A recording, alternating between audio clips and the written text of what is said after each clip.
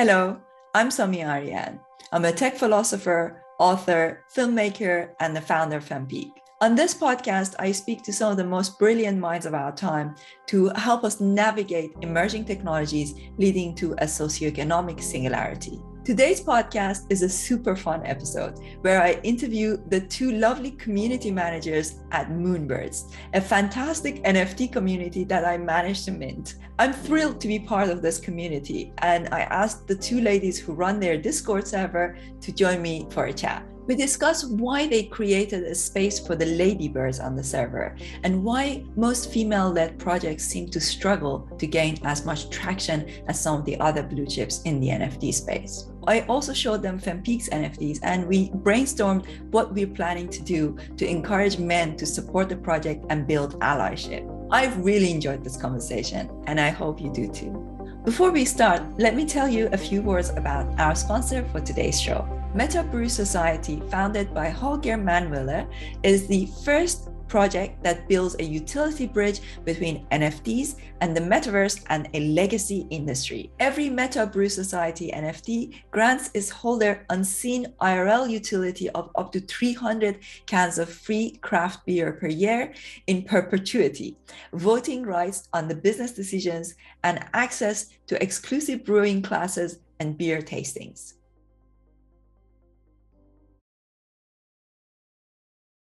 The idea of the Ladybirds, that's one of the things I wanted to talk about, because we've got a really nice little community there of Ladybirds. You know, that's one of the first things I wanted to talk to you about, because I'm building a platform and it's focused on closing the gap between formal education, universities and emerging technologies.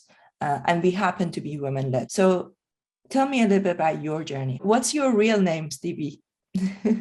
My real name is Amanda. I can imagine that if you came into the Discord with Amanda, maybe people would have treated you in a different way.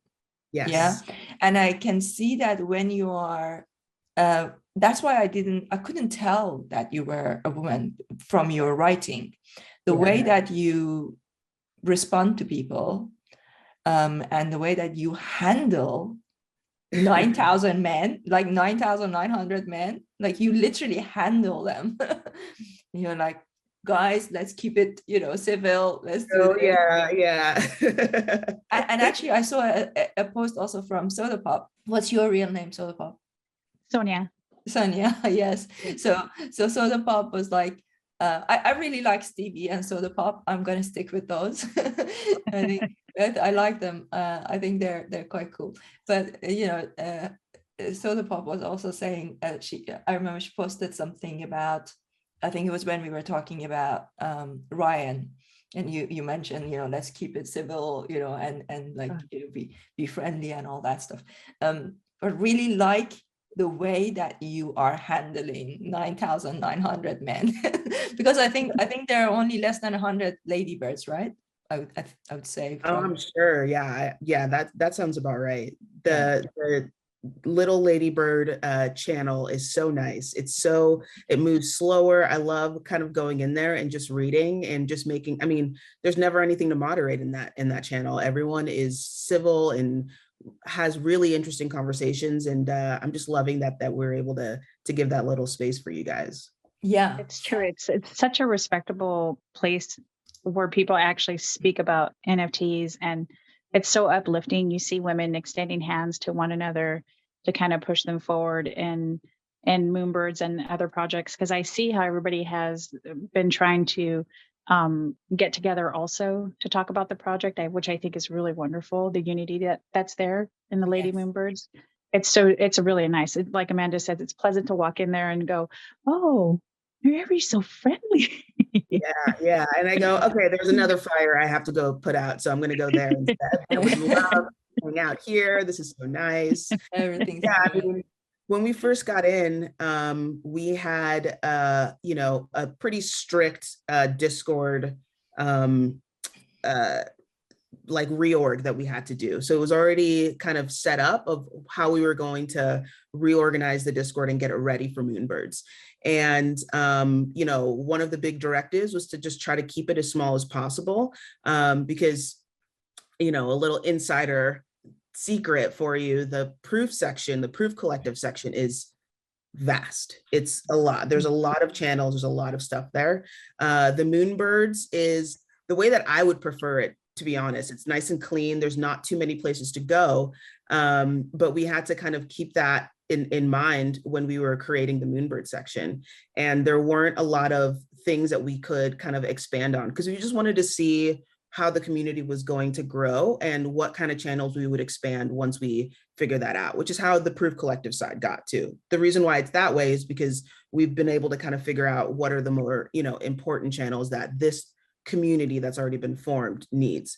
But because we were women, because we were, getting a lot of messages from people telling us how excited they are to see us on the team, because we were kind of getting that, it was just so important to me to kind of argue for that immediately. The rest of the other channels that are coming are going to happen in time, but I was like, I think it would be really important for us to create that space for the ladies. And I think everyone kind of flocked to it, and it's great. I'm so happy that we were able to do that, and I'm so happy that you as a holder can see that and enjoy. Love it. Yes. So was it your idea then?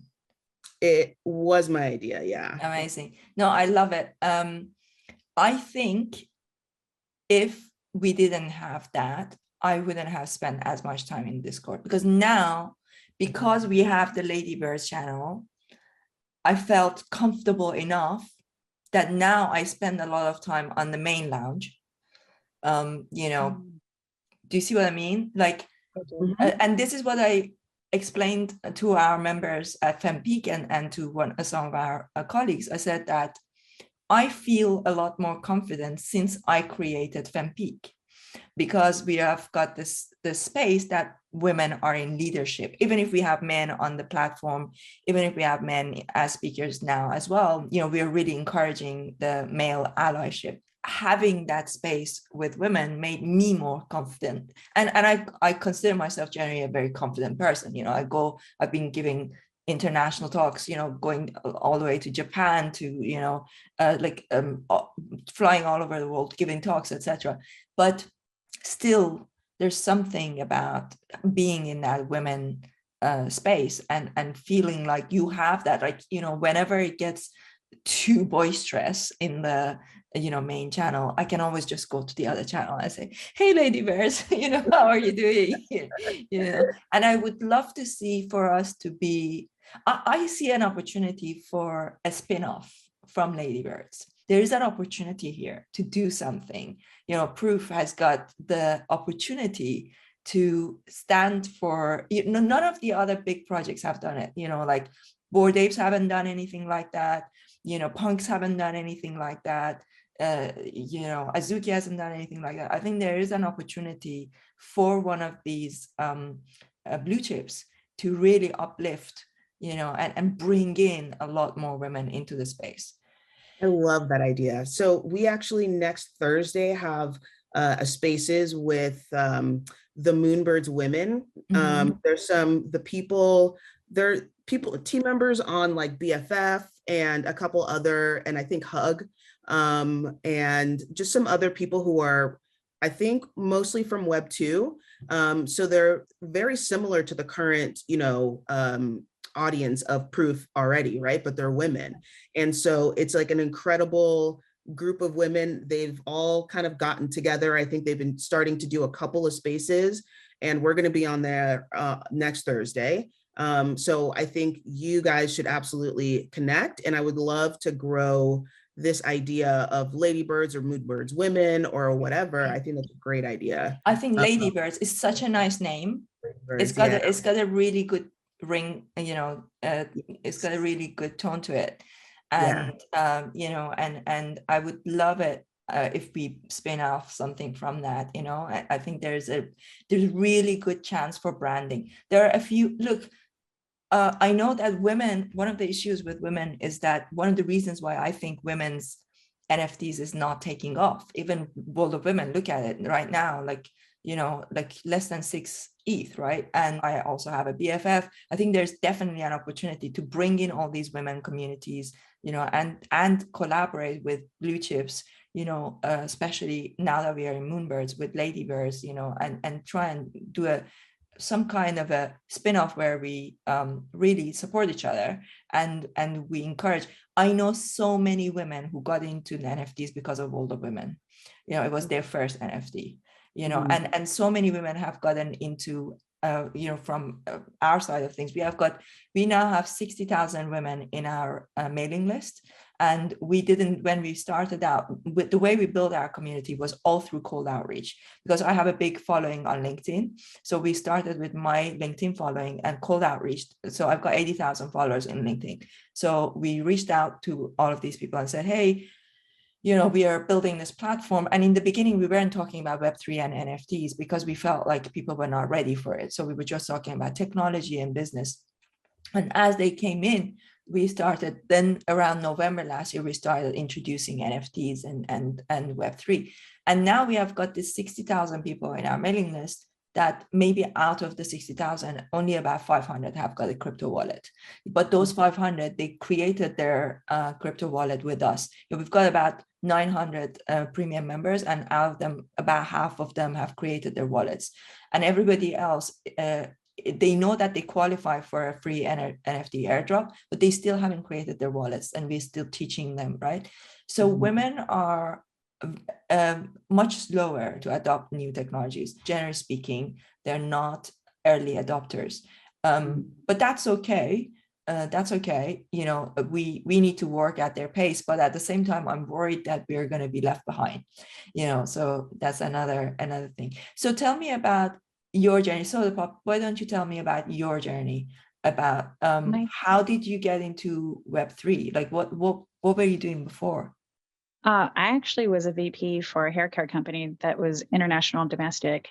I took a step down after COVID and with the pandemic to stay home with my children, just because I was traveling so much. I was worried about everything that was happening with the health scare with COVID. And so I felt it was safer for me to be home.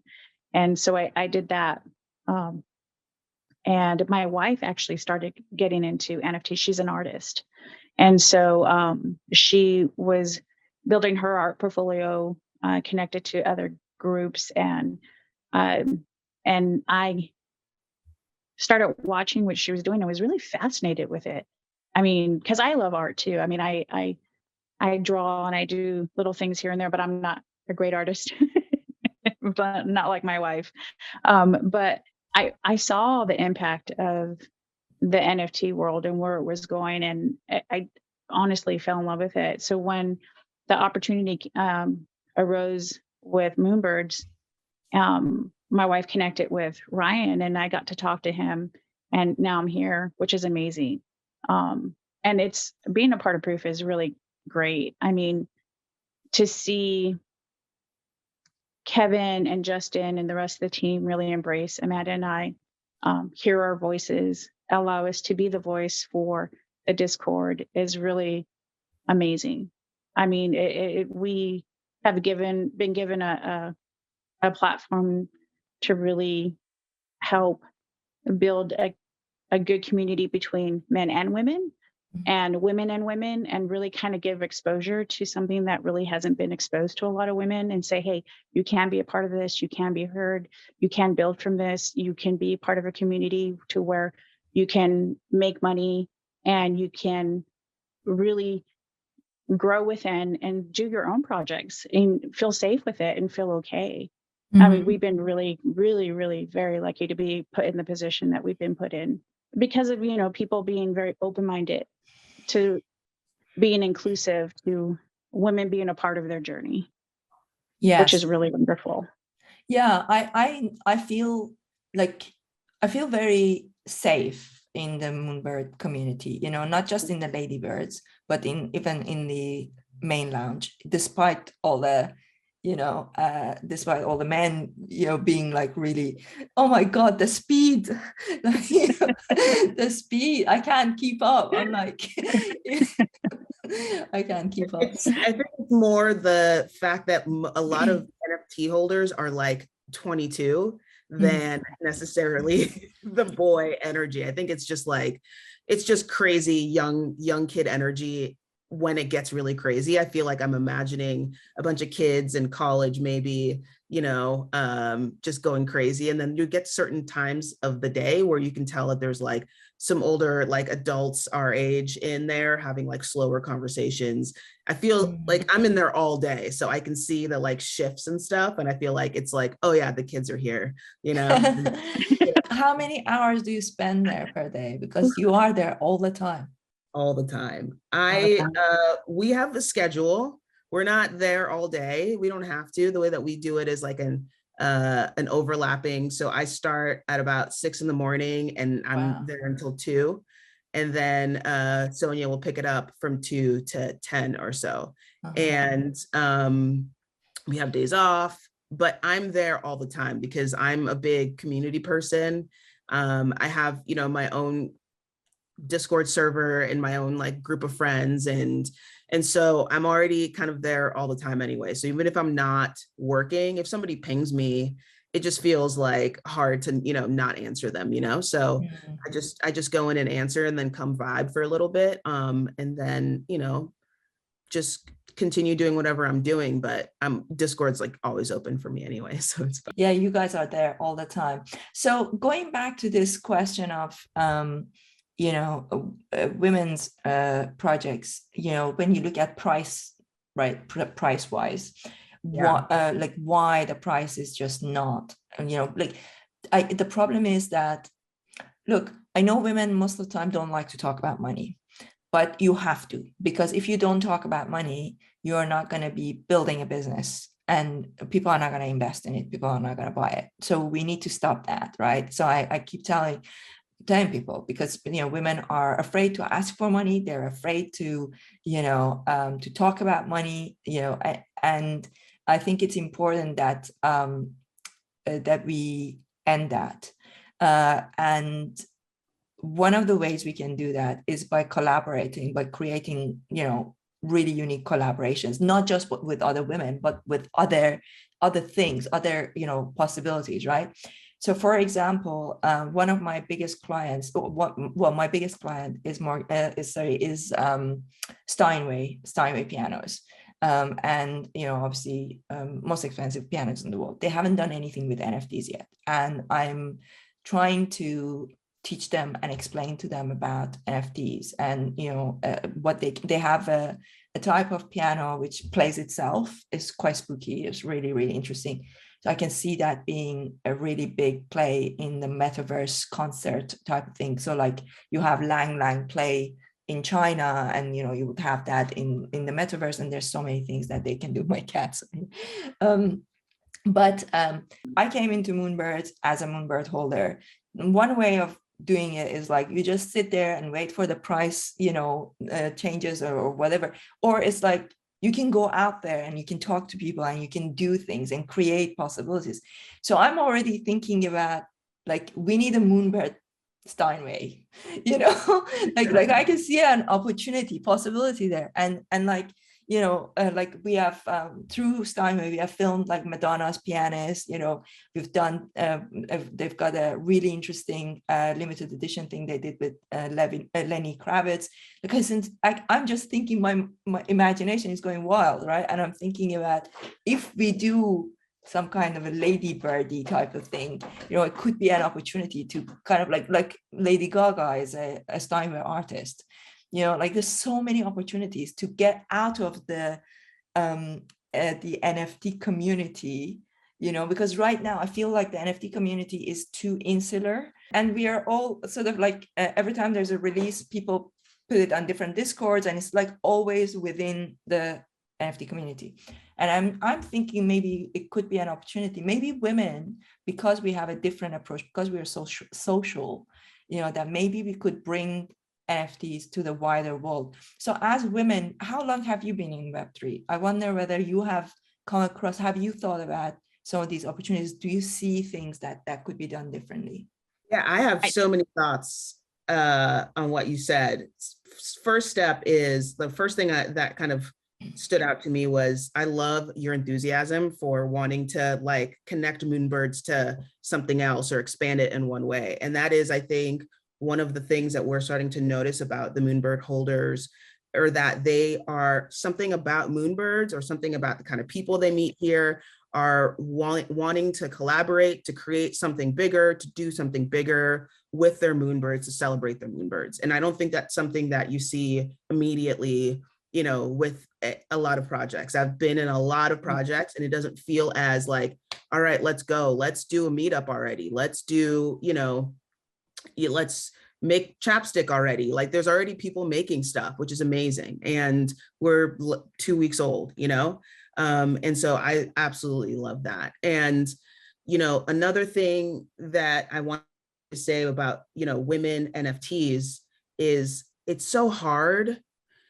I tend to be, even though I absolutely love being a woman and I love where I am, when I'm investing in an NFT, I'm pretty bearish long-term on a woman PFP because it just never, the floor never sticks because their profile pictures, a 10K collection, when I bet there aren't 10K women in the space who all like this same art, to actually use it as a PFP so that, because that's the reason why PFPs are so good. It's advertising right away. You connect to the art and you want to make it your PFP.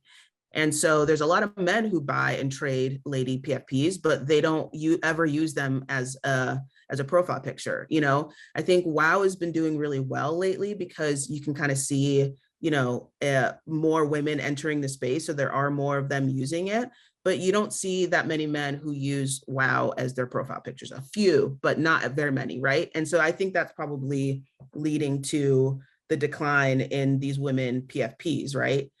Another thing is that for whatever reason, when we think about onboarding women onto NFTs, we're just thinking about women as a whole, you know, like we've got sports NFTs, we've got gaming NFTs, we've got, you know, all these anime, cute pictures, all of these things for all these different options for women and for men. And then when it comes to a woman project, it's usually a pink, poppy, you know, kind of vibe, right? And it's really kind of targeting some literally target brand woman thing. It feels very one lane. I've seen a few really good ones, but in terms of popularity, right, it's always those. Every single time I see a woman PFP, it's some pink thing, right? I like pink, but not that much.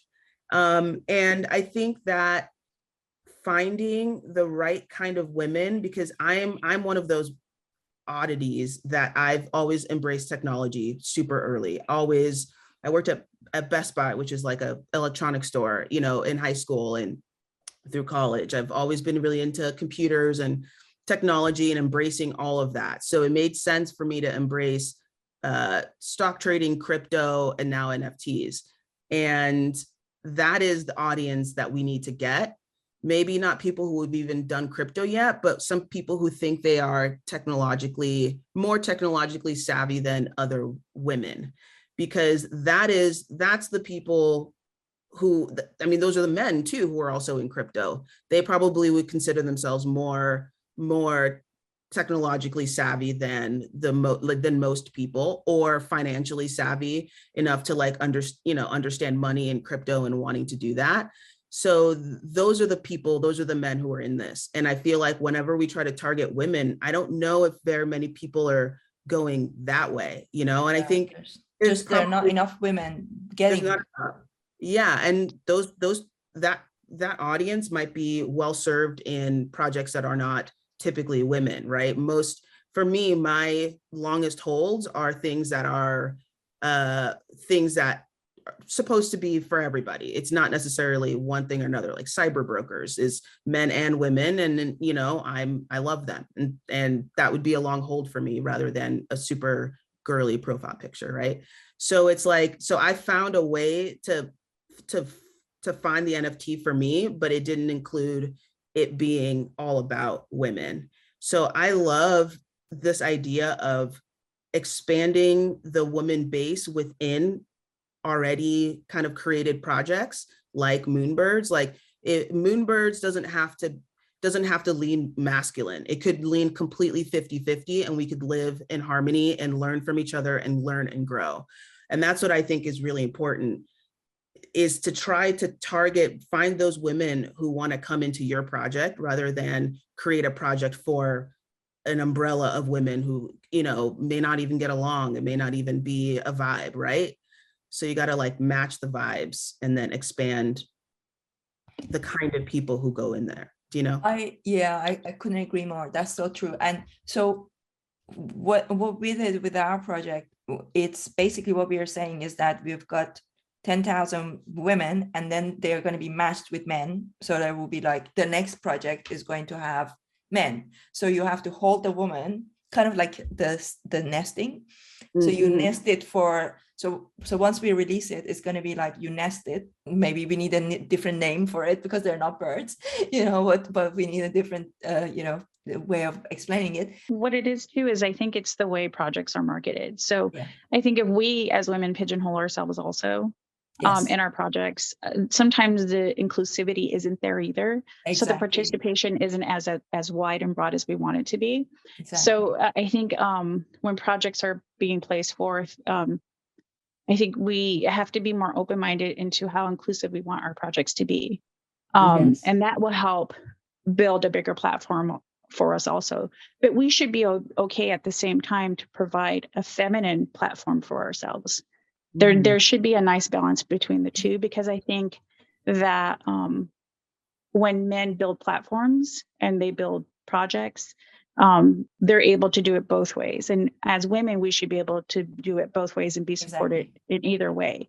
Because we have Goss, who's doing something that's not so feminine. It's more of the tattoo artwork that's really beautiful and beautifully done. And that's really inclusive. It's including men and women as far as the art is concerned. Yeah. So I think when we build projects like that, it really helps build a better platform for all of us too. Inclusivity is really important, whether it's female or male. Yeah, exactly. And I think that, you know, one of the things that we're trying to do is like to try and imagine what these women would look like if they were men, you know, which is kind of fun. And I think nobody has done that again. So this is the original picture when I was in the band, and then that's what the drawing. So now it's quite cool. Now, as I was talking to the team, what they're doing now is that they're adding like jaws for me, and like, you know, turning me into a man, like adding more shoulder, you know, and I think it's kind of a fun take on, you know, diversity, and like thinking about how can we, what would I look like if I was a man, you know, that, and then of course some of those also will have LGBT partners. So not all the women will be having a male partner. Some of them will have, you know, like non-binary or female partner, but there will be majority men in the next collection. And we really want to, I think this is something nobody else has done, and we really want to encourage the idea of male support and male, you know, and then like if you have men, you know, using that as their picture, profile picture, you know, like then that could be something that, and also like the target audience is like more of the people who are interested in science and technology, you know, so not necessarily just art, you know, like drawing art, you know, but like actually just, I'm really always thinking about how can we bring in people from other industries, because, you know, around the world right now, only 300 million people have a crypto wallet. And out of those 300 million, only 1 million have got NFTs. So the NFT community is very, very, very small, right? Like out of 8 billion people, nearly 8 billion people, only 1 million people have got any NFTs. And it's a really small community if you think about it. So that's why I'm trying to, so my bigger goal on a bigger picture is not necessarily about NFTs. It's about technology. You know, like I'm interested in how technology is changing humanity, and I want people to take an active participation role rather than being a passive observer. Because if we are a passive observer, what happens is that we don't have a say in how these technologies are being shaped and how they're going to change our future. I wanted to ask, do you have children? I know that SodaPop, you said you have children, yeah? Yes, I have two kids. And how about you, Amanda? I have one. My son, he's going to be 3 in June. How do you feel about the fact that he's going to be living in a completely different world to the one that you grew up in? He already was, he already is, no matter what. Yeah. I was born in Nigeria. I've, lived here since I was 8, but, and I'm, the kid of a single parent, and we had to, struggle, not a little bit, not a lot, but, my mom worked, it was just us two growing up. And, I'm married, I have a beautiful house, things are good, things were always good. And now I have this opportunity to really kind of change the game and bring this generational wealth that people, kind of talk about with crypto.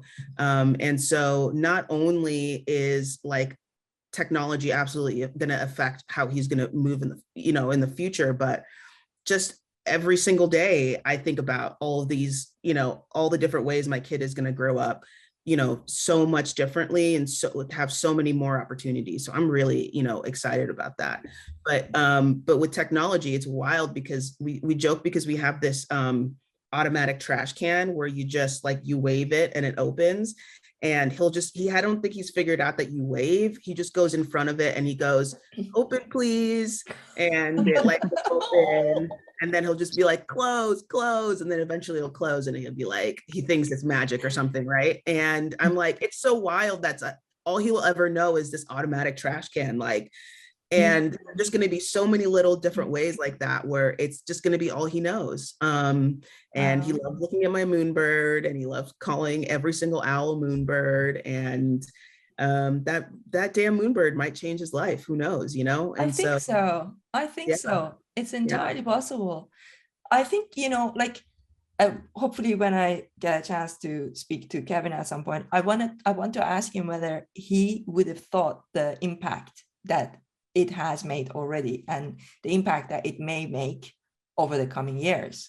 I know it can't be. I know that he couldn't have imagined this. I think, and from the things that he's kind of talked about, was he really just thought that he was going to be able to continue his regular cadence, working full-time at True Ventures and doing Proof part-time, and, wanted to do Moonbirds, and just as a little drop, a little 10K, let's just see what happens. And then it absolutely blew up, and then that's where he had to kind of change things up and go full-time Proof. And I don't think that if he thought about that he would have, it would have, that transition would have been smoother, right? But it seemed like it had to be a decision that he had to make, like, all right, I can see the writing on the wall, I can see where this is going, and so I have to, devote my time to it. And I think that was a super smart move for sure. But yeah, it's wild to him. And it's incredible how as humans we sometimes take actions that we have no idea how it impacts other people, and the way, like some of the emails that I get from some of our members, the way that their lives have been changed through learning about crypto and NFTs, like it's incredible. And so some of them are saying that now every night, like they go, they're like lying in bed shopping for NFTs. Well, not necessarily window shopping for NFTs, right? And they're like, in the past it used to be clothes, now clothes shopping, but now they're like looking at NFTs. So your kids, how old are they? I have one that's 7 and another that's 2.5, and he's special needs. He's autistic, which is amazing to live in his world. Oh, are you really? Mm-hmm. Yeah. I mean, it's both autism and ADHD. Oh, I mean, it's incredible to see his journey and what he goes through. He's nonverbal right now, so he's going through speech therapy and OT therapy, and to see his development, see how he views the world even at 2 is really amazing. His ability his form of communication, his way of expressing how he feels has been really eye-opening for my wife and I, and including my son. Really, he's teaching us more than he knows, even without the ability to communicate, by just him being himself. And it's been a really beautiful journey for all of us to see him be so strong. That's, and look, I am so excited about the possibility, the potential for NFTs to impact so many things. And another area that I really am very passionate about is mental health, because I have ADHD, pretty severe ADHD, not as severe autism, but some mild to moderate. And of course, I have learned to manage it, and it's just incredible, human diversity of the diversity of human mental abilities. Some people call it disabilities. I don't believe that you have a disability because you have a mental health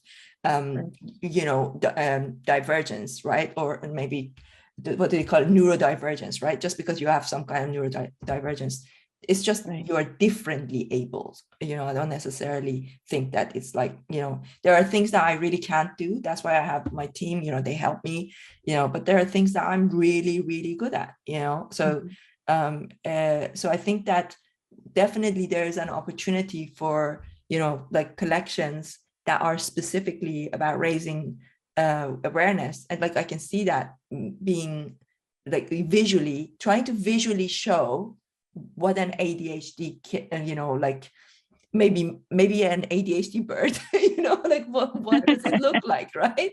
Like it's true, because I think a lot of people don't have a lot of understanding of a lot of mental health issues, whether it be depression, anxiety, ADHD, autism, doesn't matter what it is. I think that people need to understand that even though their voice sometimes isn't as loud, their perspective and how they want to live is still silently loud. That can be just as loud. The silence sometimes can be just as loud, but how much are you paying attention to that?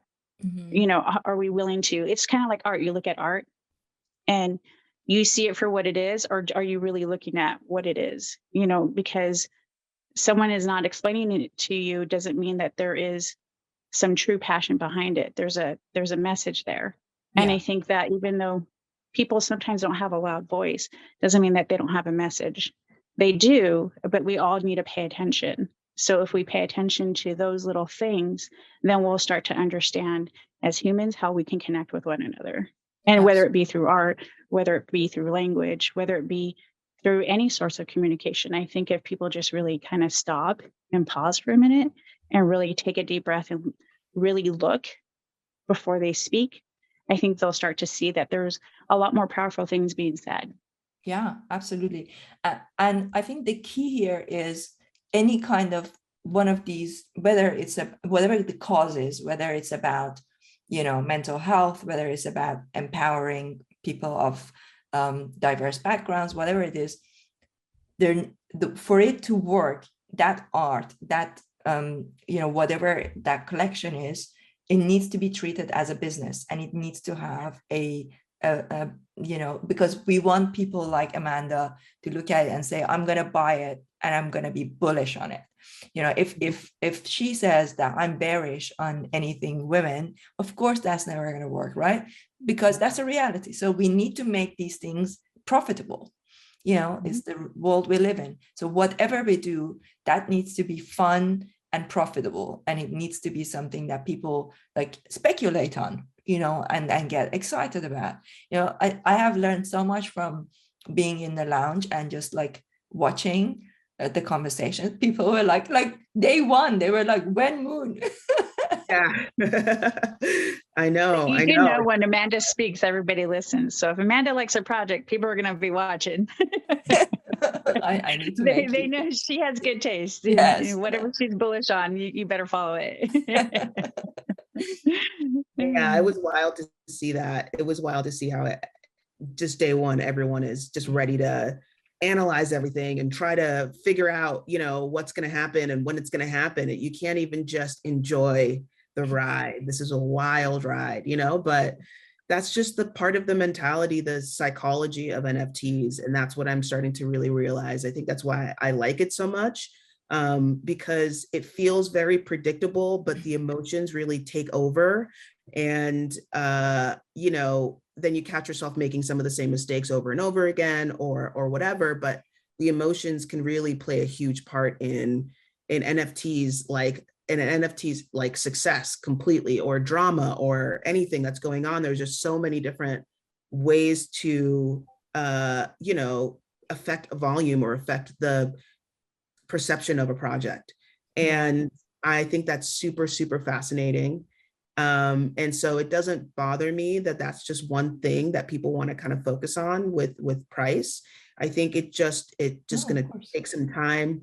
It's just exciting. It's fun. I even talked about it in my TED talk. I showed the floor price. Did you see in my TED talk? I actually put a screenshot, and because I had to put it in the last night just before my talk, so I had to actually you know, like really actually make an argument with them that like, please, can you let me change my slides, because I wanted to show the latest price. You know, that's just wild. It's wild. I don't even look at it anymore, the floor price, but you know, I just feel like we're gonna you know, fluctuate a few ETH, you know, every few days, and that's okay. But I get it. I totally get why, you know, that's why people. It was so funny. Everybody was telling me I would sell now. At the TED Talk. I know. Yeah.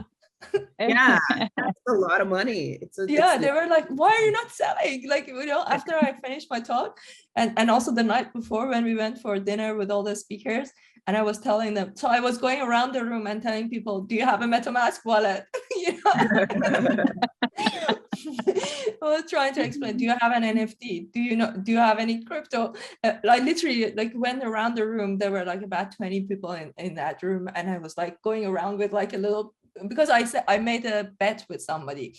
I said, I bet you that in this room there will be like no more than maybe maximum 2 people who even have any crypto. And this was like, we are talking about a TED talk, right? So these are all people who are like the word TED, the first word is technology. So you would think that like people would have, you know, would have that. And I went around the room and asked everybody, and out of about 22 people or so, there was like one person who had crypto and another person who had created a wallet but didn't have any crypto, and nobody had any NFTs. So I was like trying to explain to them, and they were like, I would sell now. I was like, no, I'm not selling. They were like, why are you not selling? I said, it's not about money. I want to be in the community. Right. That's the like crazy psychology part of it, right? That people would still hold when the floor could change their life, you know, selling today. Yeah. And it's just so interesting. It's so interesting. It's so interesting you say that. So so actually this week, I had a bit of a bad news, because we had been shortlisted for a fund by a big organization that I will not mention here, but and it was only $200,000. So we've already raised 1 million, and we need to raise another 400,000 to finish this round. And we were shortlisted for this fund which was 200,000, and we didn't get it. You know, that's fine, but they were not ready yet to invest in something that's going to Web3. They're like more traditional. But like my Moonbird is like, if I sold it at the top, that's like almost the money that I needed, you know. But I didn't sell it. I was like, no, I find the money somewhere else, you know, like I get sponsors, whatever. I'm not selling my Moonbird, because then we wouldn't have this conversation, right? You know. And I'm thinking about the long term, because I can see that, look, I'm building a business around Web3 and NFTs. I want to be in this ecosystem, you know, and especially with the Ladybirds, I think that we've got a real opportunity. We can do stuff, you know, so like that's so much more interesting to me. Well, so this has been fascinating. I really appreciate you sharing all of this with me. Amanda, how long have you been in the Web3 space? I've been trading crypto for a couple of years, and started with NFTs in like June of last year. Okay. So, you know, in the NFT space, that's kind of a long time, but not like super long, you know. It's not even a year. Not even a year, but I remember I was in there right after Bored Apes launched. Bored Apes launched in April of last year, right? So you're already an OG. Started in April, and then my friend who minted one just wouldn't stop talking about it, and I was still in stocks back then. And by June, when the floor was like at like 50 or something crazy like that, I was like, all right, let me get into NFTs. So it was Bored Apes like Crazy Rise that like brought me in, but it feels like it's been so long since Bored Apes launched. There's so many things that have happened since then. And my life has completely changed from June to now, you know? So yeah, it's been a wild ride. Where do you see this going? Do you think that there's going to be more Moonbirds, more Bored Apes, or do you think that this is it? Like there won't be big projects coming in? I think the era of undoxed project teams is over. I think Bored Apes will probably be the last greatest time where just a bunch of scrappy kids can get together and create a blue chip. I don't think that's going to happen, you know, moving forward. I think whatever the next blue chip will be doxed, solid teams, you know, with it's a business. It's a business. People who know how to build a business, with also a tie to the Web3 world, which is why I think Kevin is doing so well with this, because he already built Proof Collective. He's already shown his deep passion, and he's got his podcast. He's already shown his deep passion into Web3, and he already has that VC background. So if this is where the world is going and more larger corporations are getting into NFTs, you're going to want those OGs who've been here since the beginning and are doing something like a business, like the rest of these new NFTs will be doing. And that's what I think that Proof and everything that they're doing are just primed to be the next thing. And then in the future, I think we're probably going to get, you know, you saw Other Side, it's 100,000, it's going to get to 200,000. I think in the future, it's just going to be a ton, like huge collections, 50 to 100,000, and they're going to be cheaper, and a lot of them are going to be like branded. And then, you know, maybe we'll get more artists on like Super Rare or Foundation away from OpenSea, and then it becomes if you want art, there's like a different platform or a smaller group of people still doing that. And then most of the ways that people will make money is probably like off of these like little branded giant collection kind of things. Coca-Cola will do one and it'll be huge. And, I think Amanda's absolutely right. I think Main Street is really kind of seeing what's happening in the NFT world, and kind of like that old saying, you know, with retail, Wall Street is going down to Main Street. I think it's happening now with NFTs. NFTs are going, or Main Street is blending in with NFTs. And so we're going to definitely see a different direction and where they're going to go. I think they're starting to see the value of it. And so I think it's really going to change and how it's all going to be done. It's going to be really fascinating to see. I think so. How they integrate, you know, and how, you know, just how it's going to move forward. Yeah, I think so. And the way I see it, NFTs are the next generation of digital marketing. Yeah, for sure. Exactly. You know, like, so it's a way for you to, you see, one of the biggest problems in social media right now is that, for example, I mentioned this earlier to somebody on Discord, because they were like, so and so they don't have a big Twitter. So it's not all about Twitter. Like, for example, I have a big following on LinkedIn, but I don't have a big following on Twitter. You know, it's like I'm literally, since getting my Moonbird, I started to become more, I've always had a Twitter that I just post stuff, whatever I post on LinkedIn, the team just posted on my Twitter. I wasn't really active. I wasn't looking at my Twitter every day, but now I look at it every day. But the problem, one of the biggest problems with social media is that you build a community on one platform, and then when you go somewhere else, you don't have that platform anymore. You don't have that community anymore. Whereas with NFTs, people can, as long as they have it in their wallet, they can log in anywhere and they will follow you. So then it doesn't matter which platform you go. Wherever you go, you will have your following with you. Oh, yeah, that's a cool idea. You know, so that's why I think that NFTs are the future of social media, or digital marketing. Anyway, thank you so much to both of you. I know that you need to probably get back to Discord. Yes, I do. I have to get back to my son. He's got a stomach flu, so I just want to make sure he's okay. Poor thing. Okay, so thank you so much for your time, and I look forward to speaking to you on Discord, and then I'll find you. Thank you so much for having us. Thank you. Thank you. Thank you so much.